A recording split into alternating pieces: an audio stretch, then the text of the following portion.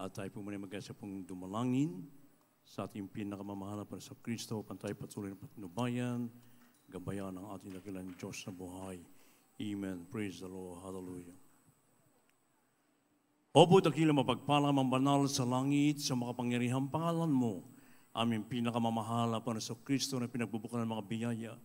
Sa paunandalangin ng taong nilangisan, aming minamahal nilagalang na Pastor, Evangelista, William Medan, and Papa o God. Minsan pa kami nagpupo, nagkapasalamat sa bawat yugto na aming banalagaw, pinagpalit ng isan sa iyong patuloy na pagkilos sa aming kalagitnaan. Patuloy ka na sa amin sa tutuwin na, O Diyos. Subalit bago po yan, minsan pa kami buong pagpapakumbaba, aming nakapatawaran sa lahat ng aming nagawang pagkukulang, pagkakasala, pagsalansan sa banal na kalooban, patawaran mong bawas sa amin, O Diyos. Hallelujah. At sa bahaging ito na pagdadala ng Ebanghelyo ng kaligtasan, na tunay sa ganang akin, wala po akong magagawa, mahal na Panginoon. Ikaw po ang maglaga ng mga tamang salita sa aking bibig. Daluyan ng spiritual para siyempre ka man ang aming intindihan na aming iniibig ng mga baguhan, mga bisita madatihan, maging sa aming beloved Lucas viewers, na aming samot panalangin sa makapangyarihang pangalan ni Jesus, na aming pinagkakasang sinasaway ang lahat ng hadlang ng kaaway, damas of hinders and doctrine and belief, cast out from us and bind the power of darkness, and on all roads we pray. Amen and amen. Hallelujah. Praise the Lord. Purihin po ating pinakamamahal na Pasok Kristo at unang sa lahat, ako ba nagpapabot po ng pinakamataas sa pagpupuri, pagwalhati, pagdakil, pagsamba sa ating pinakamamahal na Pasok Kristo na pinagbubukan ng mga biyaya. And we give the honor and respect to our dearly beloved honorable parents in the Lord. And we always treasure and remember the blessed memories and teachings and preachings of our dearly beloved honorable Pastor Evangelist Almeida, the end time problem of God, beloved honorable Son Pastor Lisa Almeida, beloved Mama Dear, greetings and respect to all the beloved children and organization of Almeida family here in the Philippines, as well as in the US and in Canada. At sa lahat din po ng ating mga iniibig na makapamanggawa, mga iniibig na makapatiran, mga bisita dito ngayon, maging sa ating beloved viewers throughout the world, a pleasant evening and welcome to the royal family of God. Amen. Beloved saints of God, our loving Lord Jesus Christ gently reminds us of the special calling He has given to every believer. As His chosen people, we are like travelers passing through this world, heading toward our true home in heaven. This identity calls us to live holy lives, staying away from temporary desires that harm our souls. The struggle between living for God and being drawn to worldly temptations is real and constant, but we have the strength to overcome it through His grace. Mga iniibig, mga kapatid, ang ating pong mapagmahal na mahal Panginoon Kristo ay banayad na nagpapaalala sa ating ng natatanging panawagan ng Kanyang ibinigay sa bawat pananampalataya. Bilang Kanyang mga hinirang, tayo po ay tulad ng mga manlalakbay na dumaraan lamang sa mundong ito patungo sa ating tunay na tahanan sa langit. Ang pagkakakilanlan na ito ay nagtulak sa atin na mamuhay ng banal, umiwas sa mga pansamantalang pagnanasa na maaring makasira sa ating kaluluwa.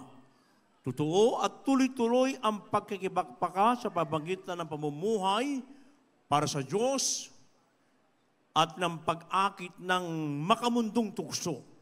Ngunit mayroong tayong lakas upang malampasan ito sa pamagitan ng Kanyang biyaya. Ang lahat magsabing, praise the Lord. Kaya kung atin mo na mababasa dito po from the first book of 1 Peter chapter 2, verse 11, kanila lamang po. The first book of Peter, chapter 2, verse 11, Dearly beloved, I beseech you as strangers and pilgrims, abstain from fleshly lusts which war against this soul. God bless you, Pastor God.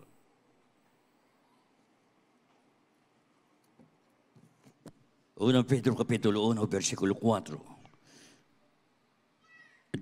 Unang Pedro Kapitulo 2, versikulo 11. Mga minamahal, ibinamamani ko sa iyong tulad naman ng ibang bayan at nagsisipaglakmay na kayo magsipagpigil sa mga masamang pita ng laman na nakipaglaban sa kaluluwa. Purihin po ang ating pinakamamahal na Panginoon. Ang Diyos po magpala sa kanyang banal na salita. Mga inibig, napakaliwanag na sinasabi ng banal sa kasulatan na mangagpigil po ang bawat isa sa atin sa pita ng laman. Ano yung pita ng laman, mga inibig ko?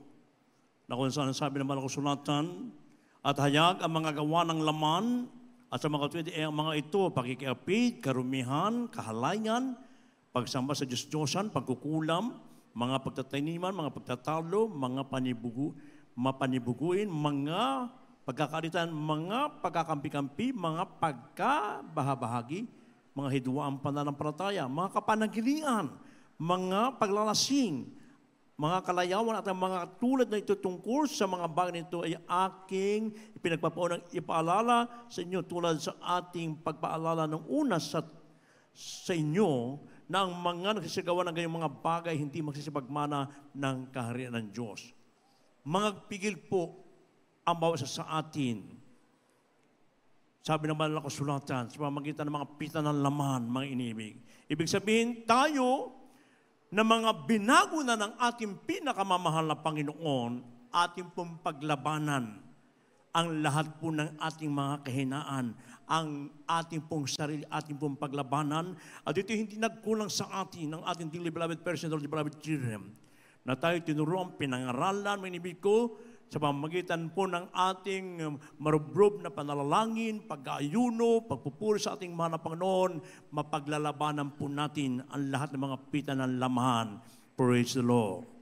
Kaya nga minibig ko, tayo po ay tinawag na manlalakbay lamang.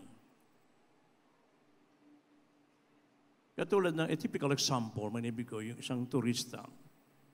Pag tayo po nagtuturo sa ibang bansa, meron tayong certain date para makabalik po sa ating pinanggalingan na lugar.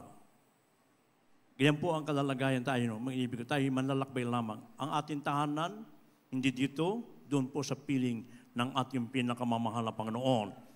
Kaya tayo po nagpapasalamat, tayo binigyan ng ating dakilang Diyos na buhay, ng totoong pastor na nangangalaga sa atin. I will give you pastors according to mine heart, which shall feed you knowledge and understanding, na sa kanilang pagtuturo, pangangaral sa ating mga inibig ko, ay tayo po ay makakatiyak sa lakbaying ito, mga inibig. Na tayo po ay makakatiyak doon sa pinangako ng ating pinakamamahal na Panginoon. Sapagkat ang ating tahanan ay sa langit, sabi ng banal na kasulatan, mga inibig ko, na ang ating pagkamamayan ay hindi dito sa lupang ito, kundi doon sa langit. Ang sabi ng mga kasulatan na sabi po rito may inibig ko, sapagkat ang ating pagkamamayan ay nasa langit. Mula doon ay hinihintay naman natin ang ating tagapagligtas, ang ating Panginoong Jesucristo. Kaya lagi nating alalahanin, may inibig ko, na kung ang mangunguna sa atin ay taga-langit, walang iba kundi ang ating pinakamamahal na Panginoong Jesucristo. At ang kanyang itinalaga, mga inibig ko, na sa atin ay mga mangunguna sa atin, na kung saan ay nagmumula sa ating pinakamamahal na Panginoon, saan siyang na bagay nakakatiyak tayo, na makakaakit tayo sa langit. Subalit kung ang mangunguna ay makalaman pa, hindi ka nakakatiyak na ikaw ay makakapunta sa langit, mga inibig ko. Kaya nga bilang mga turista, katulad ng turista na sinabi ko kanina, meron po tayong tourist guide, mga inibig ko. Ang layunin ay para ikaw ay guide, para ikaw ay hindi mawala, mga inibig ko. At the same time, siya yung nagtuturo sa atin, mga inibig ko. Siya yung pinaka-security, mga inibig ko, pinaka-security guard upang hindi ka mawala, mga inibig ko. Ganon din tayo, mga inibig ko, bilang tayo po ay binigyan ng ating mahal na Panginoon, ng isang totoong pastor, totoong propeta ng ating dakilang Diyos na buhay, na sila po ang nangalaga sa ating mga kaligtasan. Amen? na sa ating paglilingkod, sila po ang naggagay, nagtuturo ng dapat po nating isagawa upang ang ating paglalakbay na ito, mga inibig ko, ay hindi mawawalan ng kabuluhan. Sapagkat ang ating dearly beloved Honorable Pastor, San Pastor Almeida, the whole Almeida family, mga inibig ko, na kung saan ay nagpagal, nagsakripisyo, nalangin, nag-ayuno, ang layunin upang tayo pong lahat ay mailapit na walang dungis kapintasan sa harapan ng ating dakilang Diyos na buhay, mga inibig ko. Kaya napakahalaga ng kanila pong pangangaral sa atin. Kaya bilang mga anak ng Diyos, pahalagahan po natin yung bawat itinuro sa atin ng ating mga magulang sa ating pinakamamahal pa noon, bagamat sila'y nandun na sa langit, manibig, subalit yung kanilang turot aral, yung anointing ay nananatili sa gawain ito natin pinakamahal pa noon. Kaya kung tayo magpapatuloy, isasagawan lahat ng kanyang kalooban ng katuwid-tuwiran, makakatiyak po natin yung ating lakbayang ito ay makakapunta tayo sa piling ng ating pinakamamahal na Panginoon.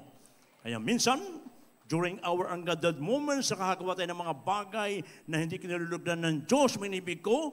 At kung tayo naman po ay napapalalahanan, mga inibig, huwag po tayo magdadamdam, huwag tayo magtatampo, mga inibig ko, sapagkat yan po'y ating ikabubutihan.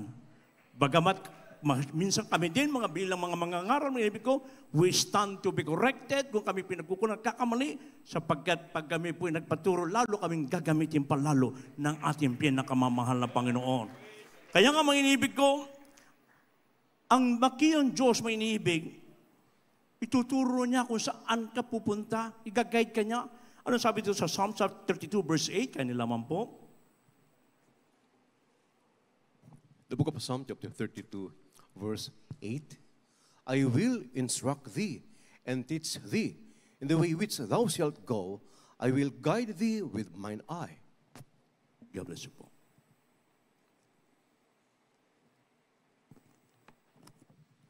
Dito po sa Aklat ng Mga Awit, Kapitulo 32, ang talata po'y 8. Aking ipapaalam sa iyo at ituturo sa iyo ang daan na iyong lalakaran. Papayuhan kita na ang aking mga mata ay nakatitig sa iyo. Amen. Purihin ang ating pinakamamahal na Panginoon. Sino tayo, mga inibig ko? Upang tayo patnubayan, gabayan, ituro ng Diyos ang ating lalakaran. Kung ating isipin, we are just a filthy rocks in the sight of our loving God. Isa lamang tayong maruming pasan sa harapan ng mahal na Panginoon. Subalit sa dakilang kanyang pag-ibig na di masayod, mga inibig ko, at sa ginamit ng ating beloved honorable parents in the Lord, aming minamahal na pastor, preaching the word of God with power, anointing, lahat po tayo ngayon, mainibig ko, ay talaga naman po pinagpala, nagtatamasa ng grabing pagkapalang physical, material, at spiritual na pagpala, yung proteksyon ng mga napakinggan natin ng mga patuto kanina, kung paano sila po iningatan sa mga hold-uppers, mga inibig ko, sa mga aksidente, mga inibig ko, patunay lamang yan, mga inibig ng Diyos, nandiyan lagi sa atin nakapatnubay gabay, sa kanyang pagtuturo sa atin, inibig ko talaga naman pong, kung tayo nga po ay magsisikap sa paggawa ng banal na kalooban ng ating dakilang Diyos sa buhay, andyan po lagi yung pong patnubay, andyan po lagi ang kanyang pong pag-iingat sa tutuwin ng mga inibig ko. Kaya tayo po'y maglingkod ng buong katapatan, mga inibig. Eh, napakaganda nitong talatang ito, aking ipapaalam sa iyo at ituturo sa iyo ang daan na iyong lalakaran, papayuhan kita ng aking mga mata ay nakatitig sa iyo. Ganyan tayo iniibig ng ating mahal na Panginoon. Bagamat minsan dumaranas tayo ng mga pagsubok, mga persecution, mga inibig ko, kahirapan, maging kamatayan, mga inibig ko, subalit ito hindi makapaghihiwalay sa ating paglilingkod, sa ating pinakamamahal na Panginoon. Kaya napakarami natin sa ating lakbayang ito, mga inibig ko, habang tayo naglalakbay patungo sa kaharian ng ating mga Panginoon, ay nandiyan naman lagi naman ang pag-iingat ng ating mahal na Panginoon. Ang pagpapala ibinubuhos sa atin. Kahit pa during the pandemic, may ibig ko lalong pinagpala ang natin, napakarami nating kapatiran. Purihin ang ating pinakamamahal na Panginoon. Subalit, may papalaan ba na nakasulatan? Na sa ating paglalakbay nito, mga inibig ko, kung hindi tayo makikinig sa inilagay na tinalaga ng Diyos na kanyang pastor, may iniibig, sa kanyang mga hinirang, hindi po tayo makakapunta rin mga inibig. Kaya kailangan sumunod po tayo. Sapagkat sa mga hindi sumusunod, ano po ang sabi ng banal na kasulatan? Dito po sa Proverbs chapter 1, verses 24 up to 26 and 28. Yan nilaman po. The book of Proverbs chapter 1, verses 24 up to 26 and 28. Because I have called, and you refused. I have stretched out my hand, and no man regarded. But you have set at naught all my counsel, and would none of my reproof. I also will laugh at your calamity. I will mock when your fear cometh. 28. Then shall they call upon me, but I will not answer. They shall seek me early, but they shall not find me. God bless you.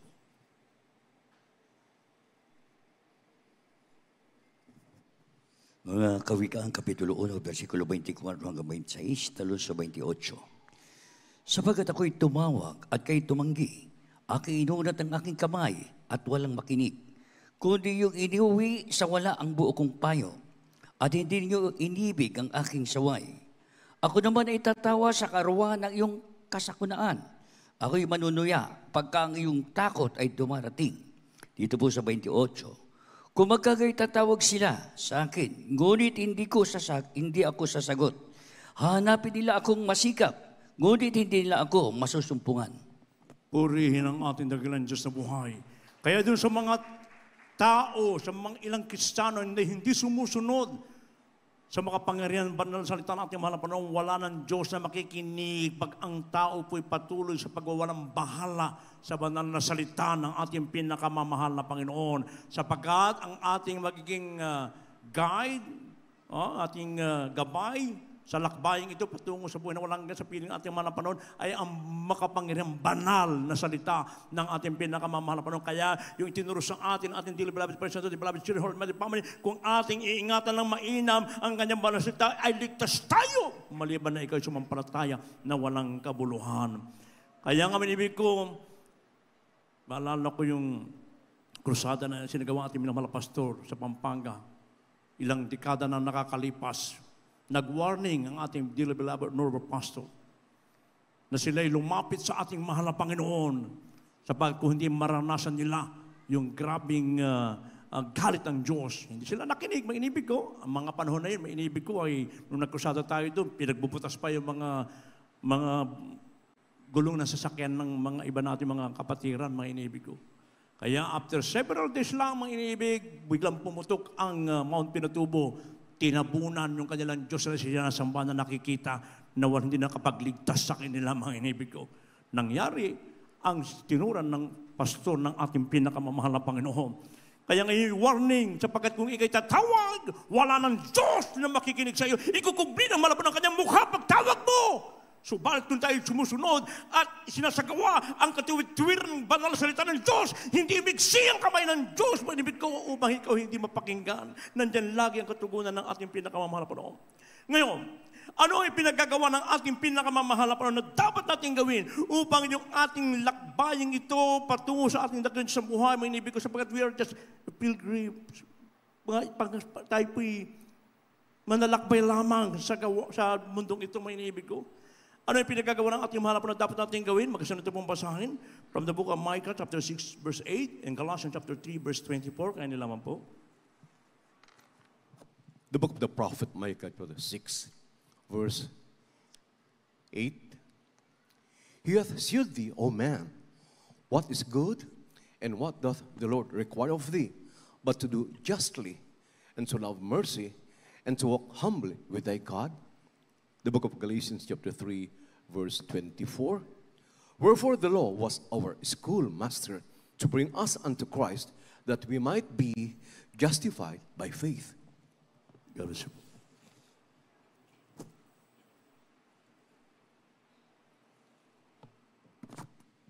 Dito po sa Aklat ng Mekas, Kapitulo 6, ang talata po ay 8.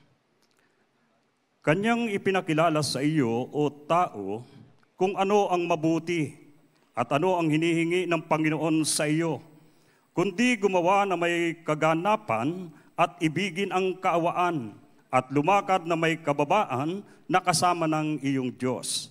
Dito po sa aklat ng Galacia, Kapitulo 3, ang talatay 24. Ano pat ang kautusan ay siyang naging tagapagturo natin upang ihatid tayo kay Kristo, upang tayo'y ariing ganap sa pamagitan ng pananampalataya. Amen. Purihin ang ating pinakamamahal na Panginoon. Kung nais natin na mapagtagumpayan ang lakbaying ito, sapagkat ang ating tahanan hindi sa lupang ito, kundi doon sa piling ng ating mahal na Panginoon, ang hinihingi ng mabait na Diyos sa buhay, na tayo po'y gumawa na may kaganapan at ibigin ng kaawaan na lumakad na may kababaan sa ating Diyos. Humility, kapakumbabaan, na ito po'y dapat kakitaan. Ito po sa bawat anak ng Diyos. Ito po ang seal natin, tatak. And modesty aside, nakita po natin sa ating dearly beloved and overpersonal, the whole mother family, yung kapakumbabaan, mga inibig ko. Sapagkat pag tayo po'y nagmataas, natural, doon ka na sa baba, babagsak ka. So, bakit kung doon ka sa taas, nanatili ka sa baba, nanatili kang nasa taas, sapagkat andun yung pagpapakumbaba sa harapan ng ating pinakamamahal na Panginoon. Ating pong ipakilala ang kabutihan ng Diyos, mga inibig ko. Kung ano ang mga nangyari sa ating, kung ano yung mga himala, ipakilala natin, huwag tayong padaya sa kaaway ng Diyos, mga inibig ko, upang huwag po tayong maagaw ng kaaway. Ating pong ituon lagi ating puso't kaisipan, mga inibig ko, sa ating dakilang Diyos, ating isagawa ang lahat ng kautusan without any mental reservation, but rather with open heart, mga inibig ko. Yan po, makakatiyak po tayo dyan, mga inibig ko, na ang sabi pa naman ng kasulatan, ng lahat ng kautusan, mga inibig ko, ay tagapagturo, at ito po ang maghahatid sa atin kay Hesus Kristo, kahit ating pong isagawa ang lahat ng utos ng ating mahal na Panginoon. Kailangan tayong sumunod sa itinuturo sa atin ng ating dearly beloved and overpersonal beloved children. Sapagkat isa po yung mabuting bagay upang tayo po maging perpekto sa harapan ng ating dakilang Diyos na buhay, mga inibig ko. Napakalapit na ng pagbabalik ng ating mahal na Panginoon. Anytime now, rapture will take place, mga inibig ko. Kaya napakalaga na yung banal na salita ng Diyos na ito po ay ating pong iti-treasure, yung itinuro sa atin ng ating dearly beloved and over pastor. Ang mga Bible study, ating beloved and over pastor din sa Almeida. Mapapanood po natin yan sa Facebook, sa YouTube, madadagdagan yung ating pananampalataya, mga inibig ko. Kaya panghawakan natin ang banal na salita ng ating pinakamamahal na Panginoon. Kaya kung nasa sa atin, mga inibig ko, yung humility, sa pagsunod sa lahat ng kautusan ng ating mahal na Panginoon, at nandyan lagi, mga inibig ko, yung banal na salita. Ngayon, we have to meditate this holy book, mga inibig ko. Sapagkat dito lalago ang ating pananampalataya at magkaroon tayo ng mabuting pagtatagumpay na nagmumula sa ating pinakamamahal na Panginoon. At pag nagawa natin ang mga bagay na yan, mga inibig ko, ang kanyang pangako. Huling talata, mga inibig ko, dito po sa last verse, 1 Peter chapter 1, verse 4, maganda na maawit, manunugtog. 1 Book of Peter chapter 1, verse 4, to an inheritance incorruptible and undefiled, and that fadeth not away, reserved in heaven for you. God bless you po.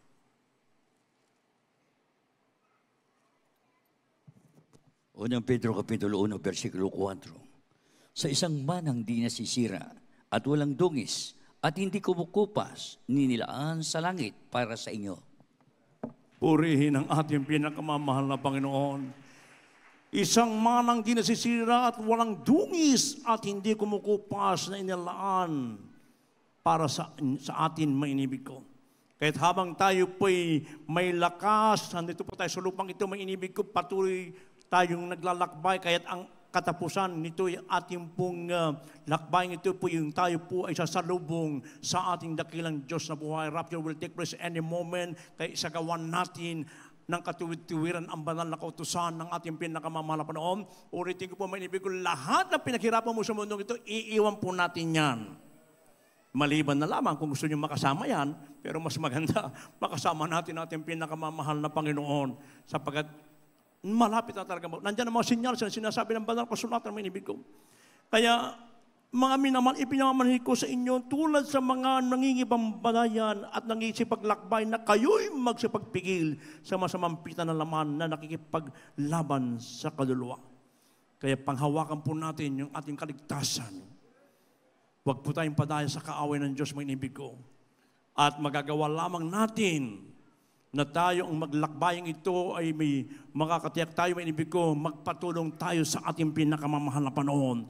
Yung itinuro sa atin ng ating minamahal ginagana na pastor, beloved Robert Sampason, beloved children, ito po yung ating panghawakan, inibig ko, at santiyak na bagay, makakatiyak po na ang lakbayang ito. Sasalubong tayo sa ating pinakamamahal na panahon. Magpatulong tayo sa pagsaga ng ating, hindi natin kaya, mga inibig ko. Tayo po na tayo tumayo, mga inibig ko. At habang ating inimbitahan lahat ating mga baguhan, we're inviting all the beloved visitors to please come forward. Now is the day of celebration, now the accepted time. Ngayon po araw ng kaligtasan, ngayon araw ng pagtanggap. Kaya habang kayo po'y pumaparito may inibig ko, tayo po'y magpuri sa ating pinakamahal. Gawin natin panalangin ang awiting ito. Hallelujah, praise God.